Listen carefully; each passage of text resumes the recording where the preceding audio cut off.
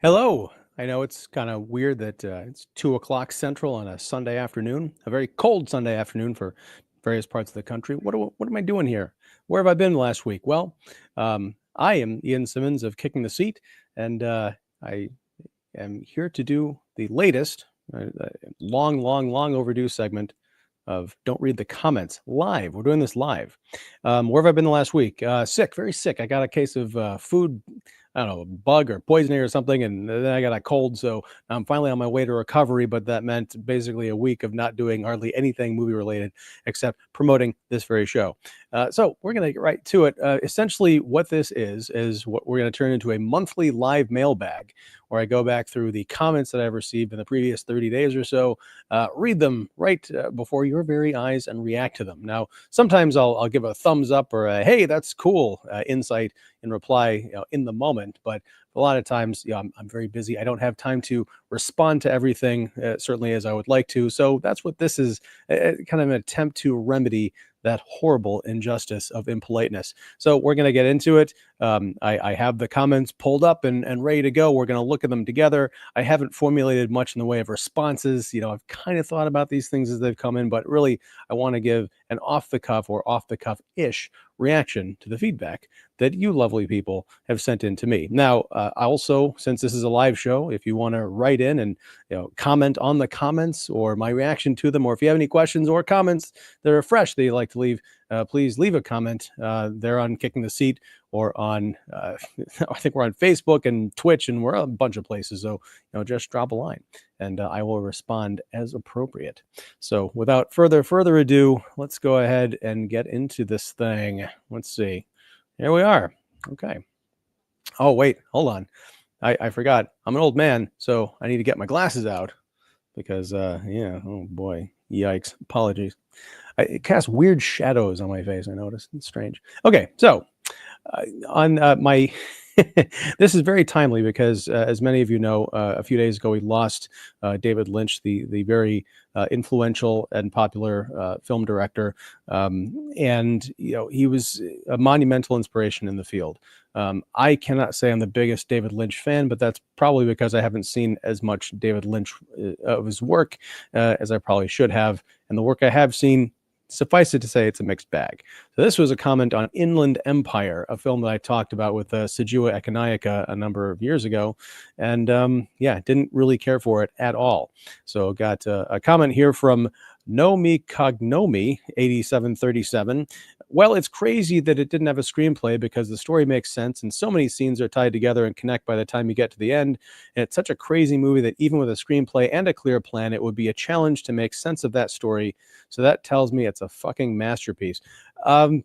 Sure. I mean, if that's what you got out of it, Nomi Cognomi, that's great. I, on the other hand, found it to be a meandering kind of an exercise in audience tolerance and patience. I did not quite see the point. I know people herald this movie as being great, but I have very little patience for this kind of film. I have no problem with the slow burn, the kind of twisty, turny elements of plot, but what I get out of a movie that's, I don't even remember how long Inland Empire was. It might have been 48 hours for all I know. And I feel like the entire story could have been told in about, maybe an hour, possibly 90 minutes. It irks me. So that's where I stand on that. Again, no disrespect to people who love it, but yikes. Let's see. On Executive Action from 1973, a film that I discussed with Pat McDonald. Claude Williams 2335 says waste of time.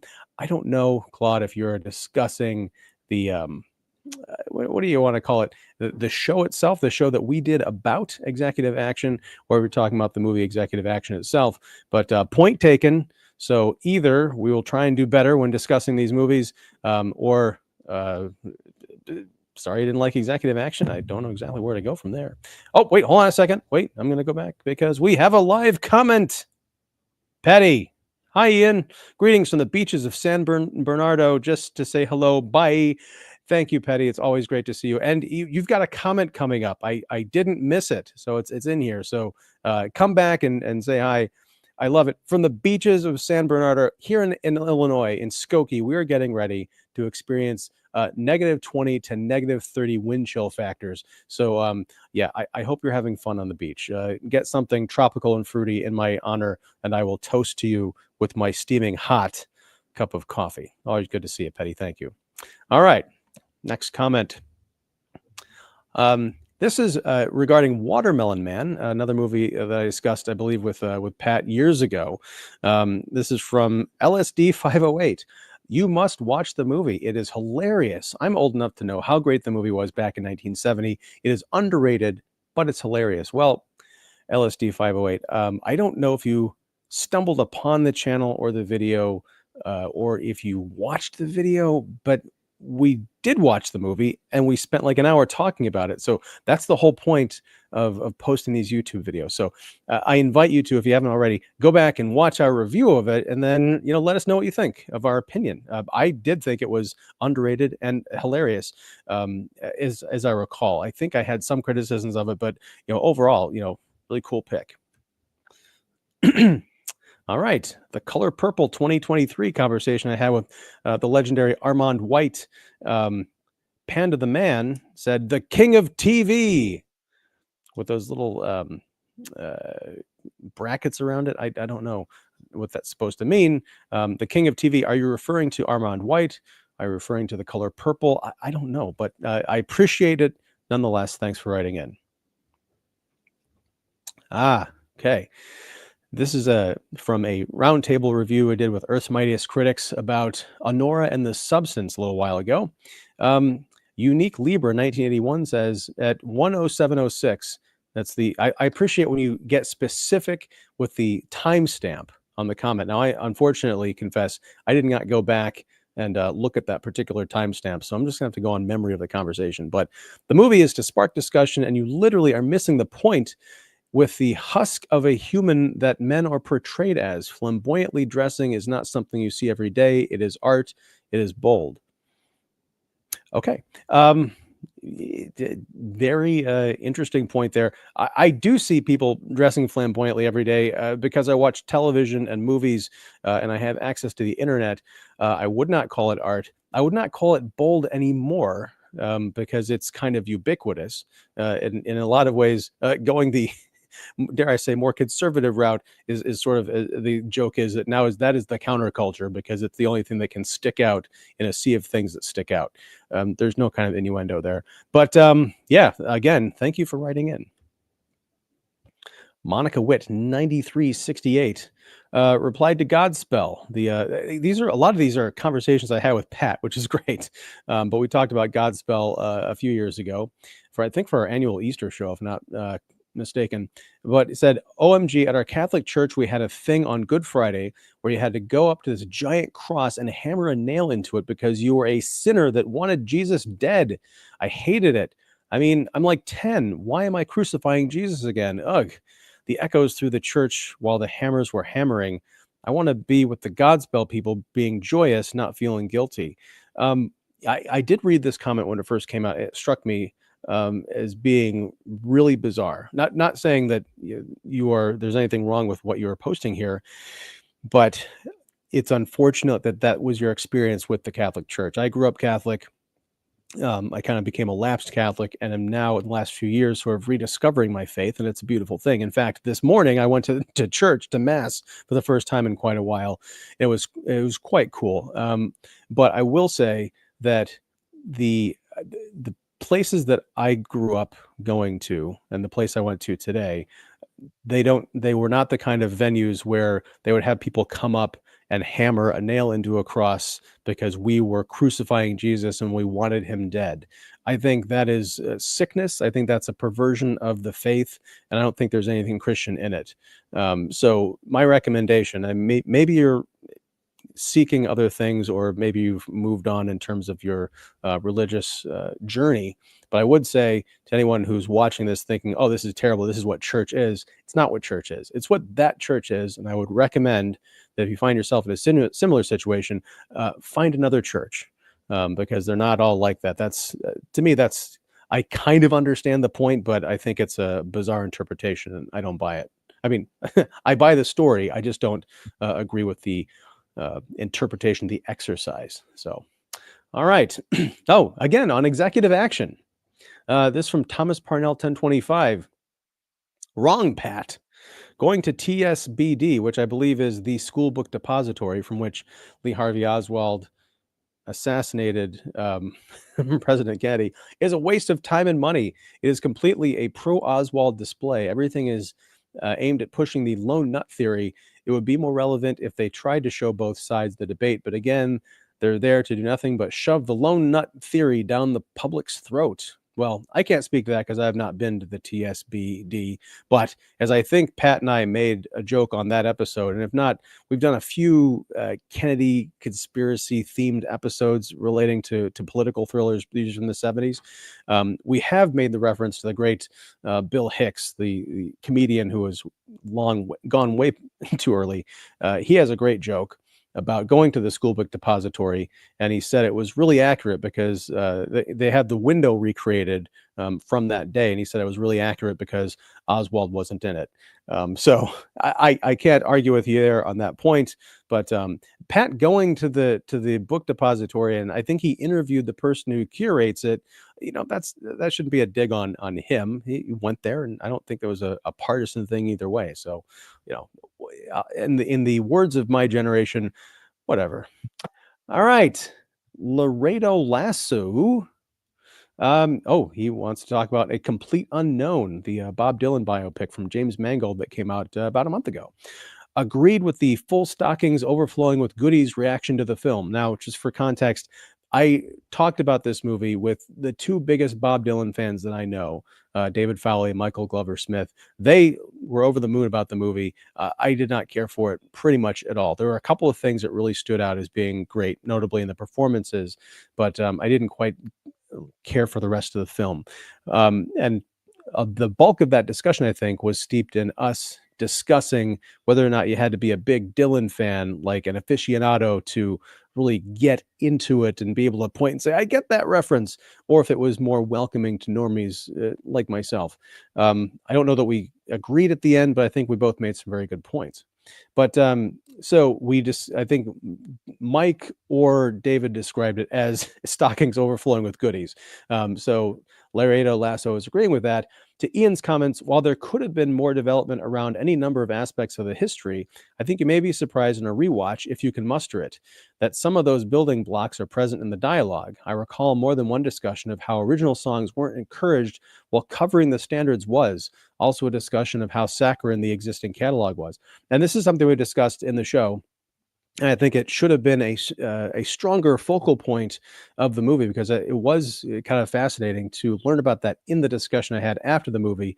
And the idea that it's in the dialogue, I don't know that that's necessarily fair, because you can have a mouthful of dialogue with important information, but if that information isn't built upon, then I don't know that it counts necessarily as sufficient context for an overall theme. I think that needs to be built on and kind of peppered throughout the film, and not just like, hey, they mentioned it in this one conversation on the course of this 2-hour movie. That's, to me, that's kind of a cheat. But I respect that there may be something missing. Now, there was a book that this movie was based on called Dylan Goes Electric, and Mr. Fowler was gracious enough to gift it to me. It is on my stack to read for 2025. So perhaps after reading that, I may come back to A Complete Unknown and have a different take. Who knows? So stay tuned. All right, Patrick Doherty, 4527, talking about Santa Claus the movie and our Nostalgia Like Nostalgia series.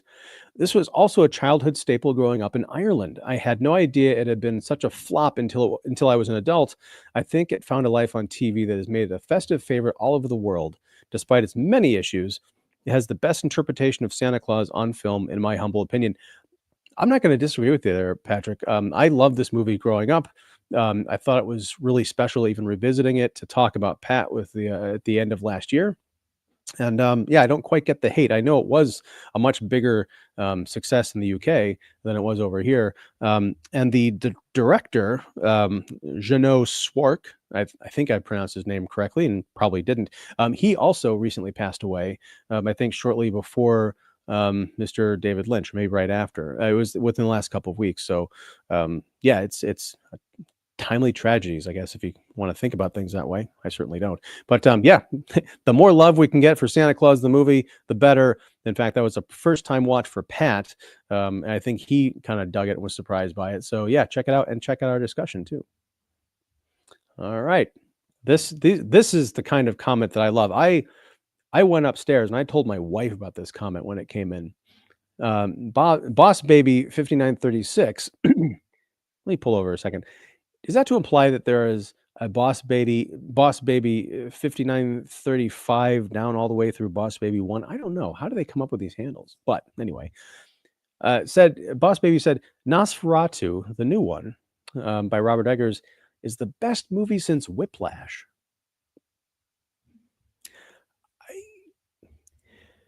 I don't know how to. Is there someone out there who's like the pinnacle of cinema is Whiplash, and then they watch Nosferatu, and it's like, my God, cinema has done it again? Or do they watch Whiplash, decide this is the pinnacle of movies, I'm not going to watch anything for the next 10 plus years, and someone ropes them into watching Nosferatu, and then they're like, yes, this is it. I don't know. But again, I respect the opinion. Dandelion. This is a film that I watched at the Chicago Critics Film Festival, and I had the chance to interview star Kiki Lane on the red carpet.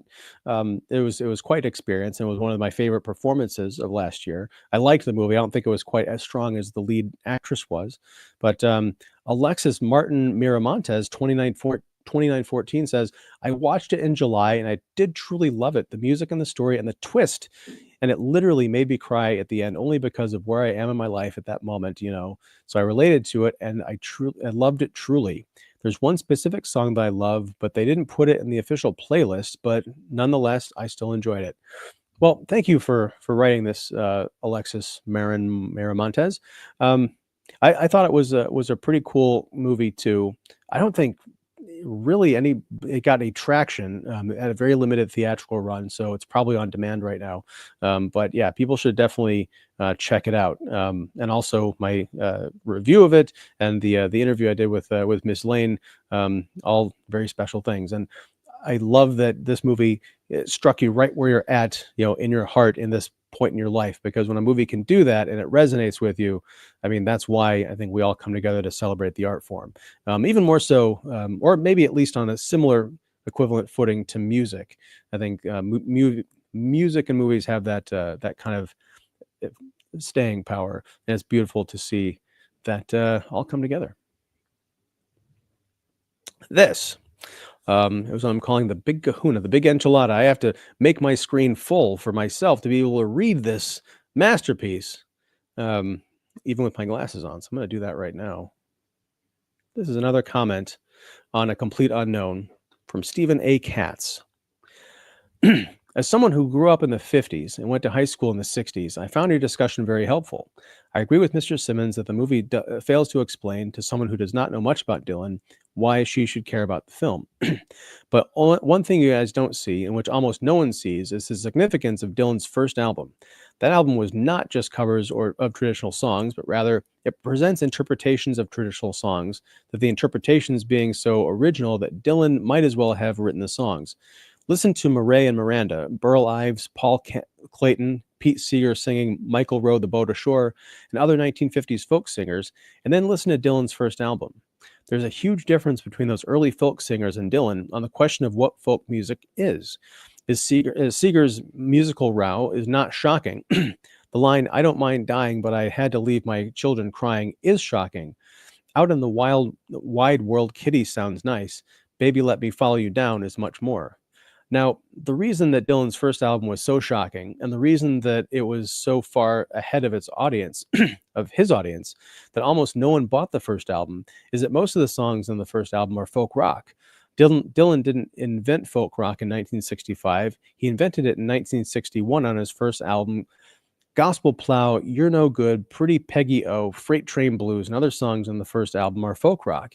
And to an audience raised on Michael Rowe, the Boat Ashore in 1961, Dylan's interpretations of traditional folk ballads were shocking and unpleasant. So the first album sold poorly. Granted, Dylan didn't play electric guitar on his first album, but his stepped up versions of the traditional songs were folk rock, and no one had ever done that. That is why it is such a mistake to dismiss the first album, since it is actually highly original and for that reason a work of genius. You had to see what purported to be folk music before the first album to see what an original redefinition of folk music Dylan's first album was, but no one was ready for it in 1961. So on Dylan's next album, Freewheelin', he presented gentler folk music, and the second album was a great success. Dylan realized that people weren't ready for folk rock, so he gave them what they were ready for, which was more traditional, though still original folk music. He did with 3 albums, all of which were successful. But I suggest it must have been in the back of Dylan's mind that his second, third, and fourth albums, all of which are great masterpieces, gave the audience what they wanted, but the albums didn't give Dylan what he wanted. In the back of his mind, he must have wanted to return to making music that was faithful to his original creation, which was folk rock. And so in 1965, with his fan base established, Dylan judged that though these people had not been ready for folk rock in 61, in 1965 they were. And indeed, after much huffing in 1955 to 65 to 66, since Dylan's ideas of electric rock and roll was not only very different from folk music, but was also very different from what up till then had been rock and roll, people came to accept Dylan's 3 rock albums through Blonde on Blonde as a legitimate part of his work. But had his fans grasped the significance of Dylan's first albums, they would not have been so shocked at Newport in 1965. Now there's more. Besides the movie's leaving out Dylan's first year in New York City when he sang traditional folk songs, the movie acts as though Dylan was writing folk songs from the moment he came to New York City, which is untrue. I also think the movie makes a mistake of including Johnny Cash. Cash, from everything I know, had no influence on Dylan during 61 to 65, so he's included in the movie only because he was a colorful character. Instead, the movie should have presented Dylan's friendship with the beat poet Allen Ginsberg. In Scorsese's documentary No Direction Home, it is apparent that all of Dylan's friends who were interviewed in the documentary, Ginsberg was the brightest. Ginsberg must have influenced Dylan in 61 to 65, whereas Cash did not. And I'm going to exit full screen now. I think that's the end of Mr. Katz's. Oh, okay. Yep. A little preview there. I need to take a sip of coffee after that one. Wow. All right. Stephen A. Katz. Thank you. This is, they say don't read the comments because a lot of the comments can be, across the internet can be cheap shots, snipes, little jabs, little quick bits of, sardonic humor. What I love about this comment, this masterpiece of commentary, is it's educational.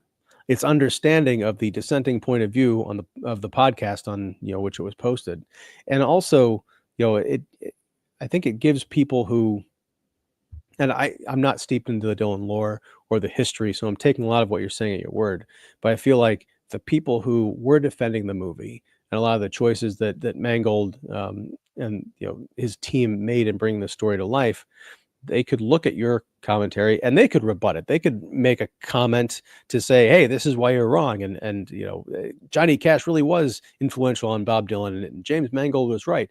I don't know if any of that's true, but it opens the door for a robust, informed discussion. And what greater forum to do that than, on a YouTube site. The internet was supposed to bring everybody together, make them smarter, and give them access to all the world's knowledge and turn us into super geniuses or something. But instead, it has become something else. And I think, Stephen Katz, with your beautiful comment right here, you are representing the guarding against that something else, and I appreciate it. So yeah, given me a lot to think about. As I mentioned, I have that book, Dylan Goes Electric, that Complete Unknown was based on. So it'll be interesting to see if any of what you're talking about here is covered in that work, because I believe it's supposed to cover this time period, maybe even give some context for Dylan leading up to the events in this movie. So we'll see. But yeah, bravo. If I had a cap, sir, I would tip it to you. So you'll have to settle for my mime cap. Let's see. Oh, yep, here we go. I promised. Petty wrote in to say Very happy end of the year and a better start to the new one. That was a comment on Outside the Cat House, Inside the Art House, my interview with Raphael Sabarge about risky business and various things related to that film. So, Petty, again, Happy New Year to you too. Thank you. You are our official Argentinian super fan, and you're the best. You always love to write in and comment, whatever the discussion, and it's great having you on the weekly live streams. So, let's see. Next. Once again, I'm taking flack for my take on Inland Empire. Again, all respects to the late, great David Lynch. But Third Stone Front. Oh, Third Stone from the Sun. I got to get better prescription on these glasses, apparently. Wrote fundamental. No, I'm not. Okay. I'm going to do this favor for you. I'm going to read this in the voice in which I heard it when I first read it. Fundamental misreading of the text. Do your homework. I don't know if you sound like that, but you sounded like that to me. I didn't like Inland Empire. I didn't think it was a very good movie. I understand that the Lynch fan base, some might call it a cult, certainly not I. Nudge, nudge, wink, wink. But yeah, I didn't like it. And I didn't get it if there was more to get than what was there. I consider myself pretty astute. But a fundamental misreading of the text, do your homework. I disagree with both of those. I think you should be able to watch a movie on a level and get something out of it, watching it from A to B. Now, if there's more to discover under the surface on various rewatches, I'm thinking a movie like The Usual Suspects. I mean, that's something that people go to all the time. That's one thing. But in terms of doing your homework, and this ties in with the first comment, if you have to bring a phone book's worth of knowledge about a filmmaker, his oeuvre, or his motifs, his sensibilities, all of that into his latest film in order to not only understand the film, but to enjoy it, I think fundamentally that is a failure. Now, it is a film, and there are people out there who will have done that homework and brought that in with them, and to them, it'll probably be a rousing success. But I think film should be accessible, first of all, to an audience who's ready for it. And it's like the old Stan Lee adage, every comic book is somebody's first comic book. So here's a great example. David Lynch just passed away. So if someone says, I've heard of David Lynch, but I've never seen any of his movies, what should I watch? And they go through his catalog and they see the very catchy title, Inland Empire. And they decide, that sounds cool. I love Laura Dern. Let's check it out. And they watch it. Someone who's never seen a David Lynch film before, remind you, and they watch Inland Empire, I guarantee they will never watch another David Lynch movie again. And they will be deprived of the beauty of The Elephant Man or the weirdness, yet accessibility of Eraserhead. I think Eraserhead might have been my first David Lynch film, aside from the 20 minutes of Blue Velvet I watched when I was 9, right before my parents told me to go upstairs because that's when the laughing gas came out. Anyhow, my point is, I don't believe in doing your homework to watch a movie unless it's like a sequel or something where if you've never seen parts 1 through 3 and you're watching part 4 of a movie, that's the kind of homework you should be doing. But in terms of like flat out, oh, this is a brand new original work from a filmmaker, no, you can get out of here with that stuff. All right. Back to Honora and the Substance Roundtable we did a few weeks ago. NBLXZGZ. The people on this panel are insufferable. Love it. That's a great comment because it explains why you didn't like the people, what your problem is with the points of view. It's very specific. It's very telling. And I think I can take this information back to Earth's Mightiest Critics and we can use it to improve. So thank you for that. Thank you for the thoughtfulness. Thank you for the care. Thank you for the understanding that people have different points of view and manners of speaking, and for tolerance, most of all. Okay, this is fun. Akan Barat, 1429. Madras Cafe, 2013, still waiting. You left this comment on a video I did with Jeff York a few weeks ago. If you like or loathe La La Land, you'll love The Umbrellas of Cherbourg. You may wonder out there, what does a movie called Madras Cafe have anything to do with La La Land or The Umbrellas of Cherbourg? And I'll tell you right now, nothing. Absolutely nothing. What it does have to do is I don't know if it is this user or if it's someone else or this subscriber, but they have been kind of peppering various videos throughout the past year at least, asking for a review of Madras Cafe. Now, we do a series called Spotlight India, where we talk about, we do a deep dive into Indian films, which I've been doing since I was blown away by S.S. Rajmouli's RRR a few years ago. I found a wonderful co-host over in India, a young filmmaker named Sashwat Mukherjee, and we became friends, and we did this series once a month, roughly, or once every few months. Last year, as with a lot of series on Kicking the Seat, things got sidetracked, and I did not talk to Shashwat, or we didn't do a show for a long time. And so when Madras Cafe came up, I think people got excited about the prospect of us talking about it, and then this comment began showing up on random videos. Now, some people call it spam. I call it someone who really wants to see us talk about this movie, desperately crying out, saying, please, please answer my prayers. Well, I'm not in the business of answering prayers, but I am in the business of granting wishes. Am I a movie genie? Something?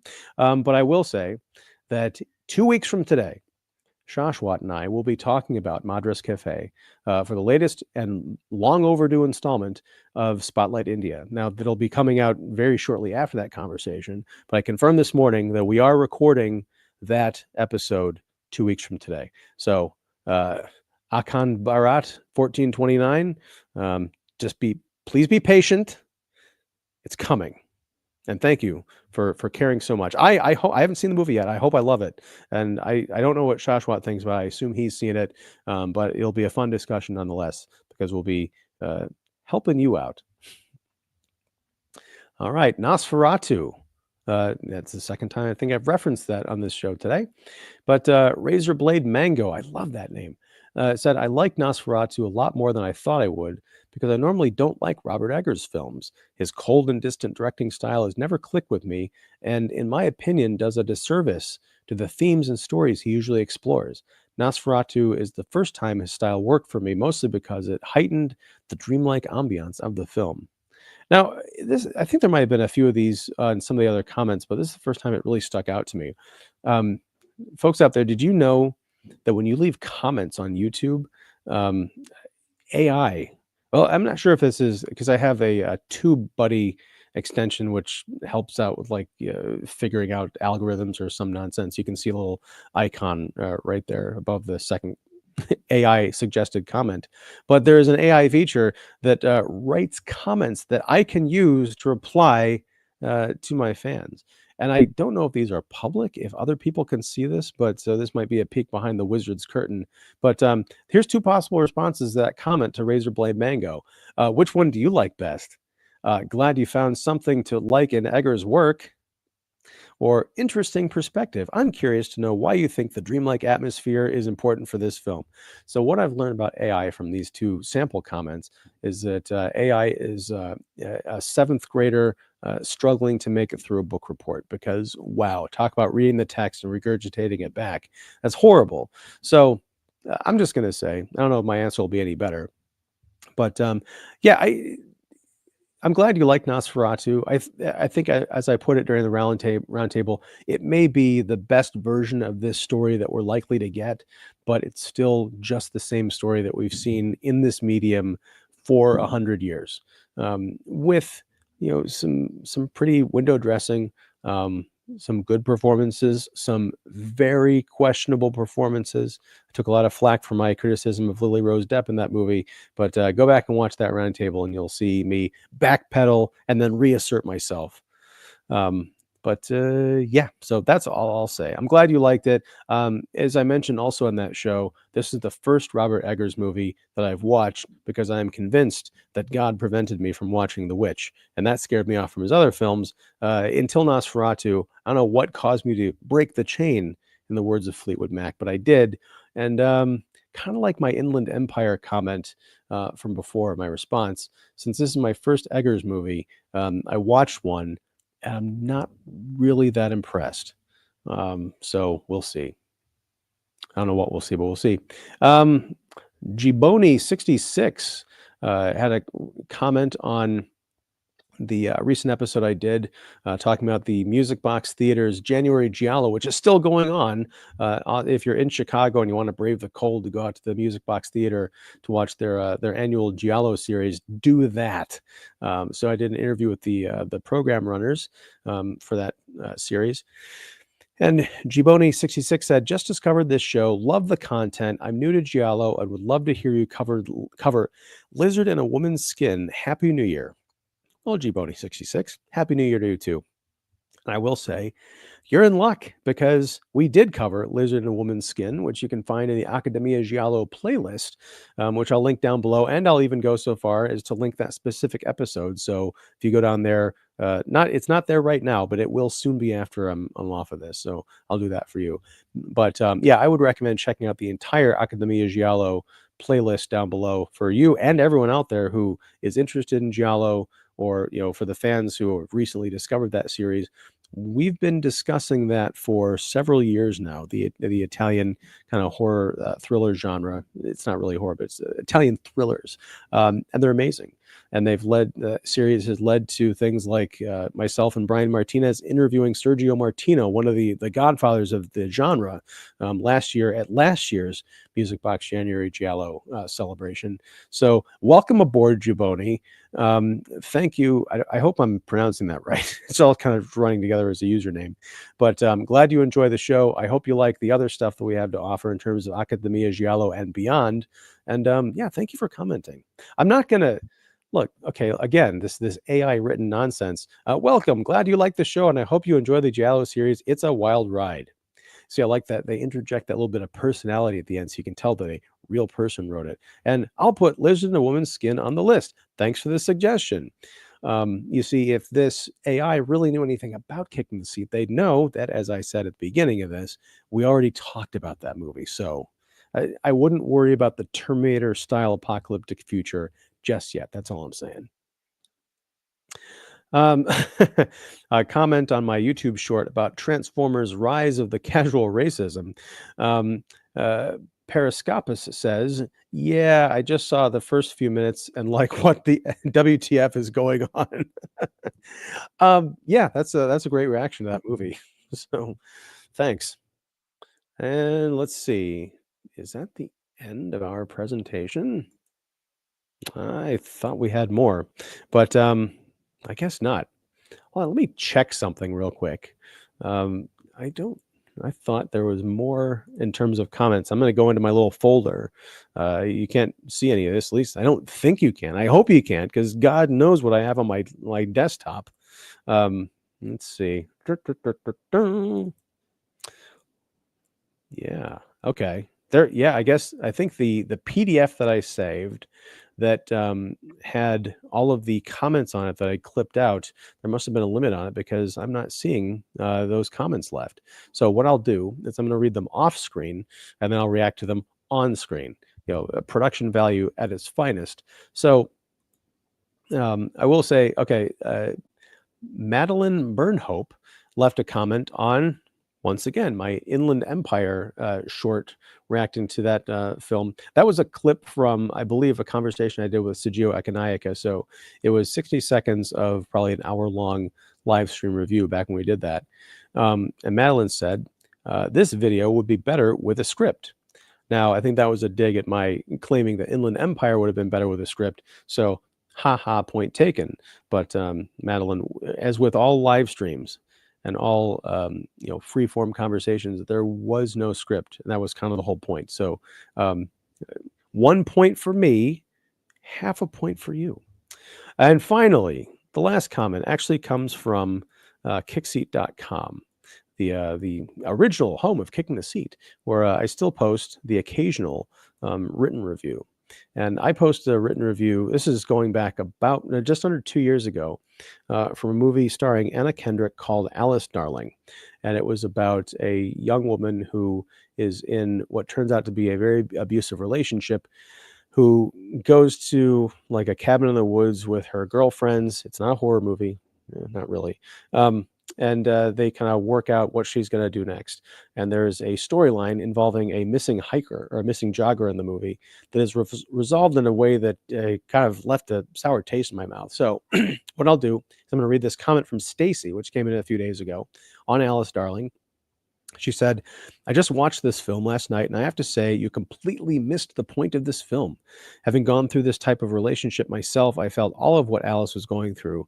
The red herring, as you referred to the missing girl, reminded all of us potentially what can and has happened when one tries to leave a dangerous relationship such as Alice's. I could talk about this film till I'm blue in the face, but your review indicates you are the type of person who will never get it unless it happens to them. So, I've just full disclosure, I've received a number of comments on my review of Alice Darling, which was savage, if I may say so myself. I really disliked that movie. I found it to be in poor taste, and not it more so in a way that I felt it was not necessarily dishonest, because I don't doubt that there are people who have gone through relationships that are depicted in the film. My problem was it felt like every movie of its kind, down to the way the female victims and protagonists deal with the issue at hand, to the characterization of the boyfriend. They're always abusive. They're always playing mind games. They're always trapping people in these impossible situations and turning violent at the end. I'm beginning to wonder if there are more than just one type of guy out there in the world. It really doesn't seem like it if you watch the media that is being kind of fed to the people who watch this kind of content. There's no nuance. It's an echo chamber of abuse. Now, the real scary part of abusive relationships is the nuance that goes into it, the charm, the gradual reveal that the person is not who you thought they were, and the revelation of danger, the revelation of violence, and the terrible advice that Alice gets from her friends, her girlfriends throughout the film, is just striking to me. Now, yes, I'm a guy. I've never been in an abusive relationship with a man, but your comment, Stacy, assuming that I've never had to escape an abusive relationship, is quite telling. It assumes a lot that because I've been through something, anybody who disagrees with art that portrays something resembling that I've been to doesn't have a valid point of view. That's garbage. I'm sorry, I don't accept it. So I know that might sound harsh, but if you're gonna attack someone, try and have a bit of empathy. Now, yeah, big statement coming from a guy who's not having empathy with the abused characters in these movies, but I'm waiting to see something that I haven't seen before. And so it's hard to believe, honestly, watching movie after movie after movie about the same things over and over again, that these relationships are happening, that they're still happening, they're still being allowed to happen. The dual competing messages of empowerment and victimhood in the culture, I think, are very destructive. I think there's nuances that need to be expressed in the art that we're sharing if we're trying to actually help people escape these dangerous situations. Now, I also have a message that let's just assume that these stories are all accurate and they are being told over and over and over again because men are becoming increasingly terrible. I do have a message for the men out there. Whether or not what I've just said is true, be better. If you're being abusive, seek help. Get out of whatever relationship you're in. Be by yourself. Figure out what's going on in your life and fix it before you inflict it on other people. Because nobody deserves to be put through that. It's terrible. Yeah, I know the door swings both ways. There are abusive men in relationships, abusive women in relationships, in opposite sex relationships, same sex relationships. People are all kinds of messed up all over the place. But as far as what Alice Starling represents, to me, it's not a positive or empowering message.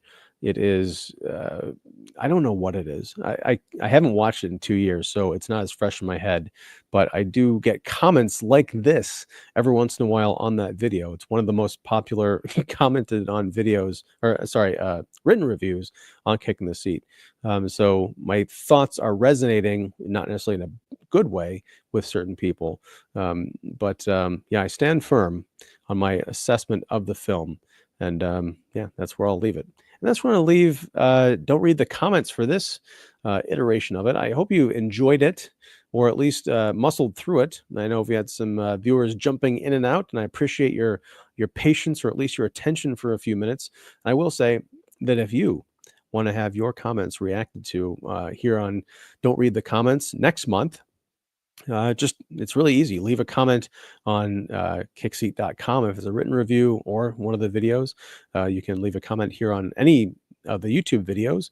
You can leave a comment on Twitch if you can do that, or on Facebook. Any way you can reach Kicking the Seat and you want to comment on something, whether it's just to say hello, or if you have a particular point you want to argue or support on some of the roundtables or interviews or movie reviews we've done, we invite that, and I will read and react to it here next month live. I don't have a date picked out yet, but I'll figure something out. I don't want to do the weekend of Valentine's Day because that's lame.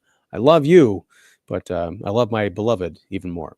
So with that, I will just say, speaking of live streams, if y'all want to come hang out, I am feeling much better from my after my week off of being sick. So this Wednesday night, Earth's Mightiest Critics, at least some of us, are going to be talking about Lee Whannell's Wolfman, the new horror movie from Blumhouse that came out this past weekend. I've seen it.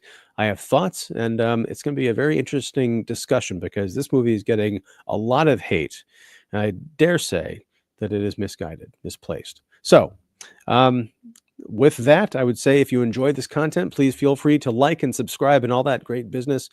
Check out any of the videos that we've discussed here today. I'll try and leave a link to those down in the description probably tomorrow because I got things to do this afternoon. Mostly battening down the hatches because, again, we're in for a cold snap and a half. But yeah. Oh, wait, hold on a second. Katie, who I believe is on deck for that Wolfman discussion Wednesday, says, great job, Ian. Thank you very much, Katie.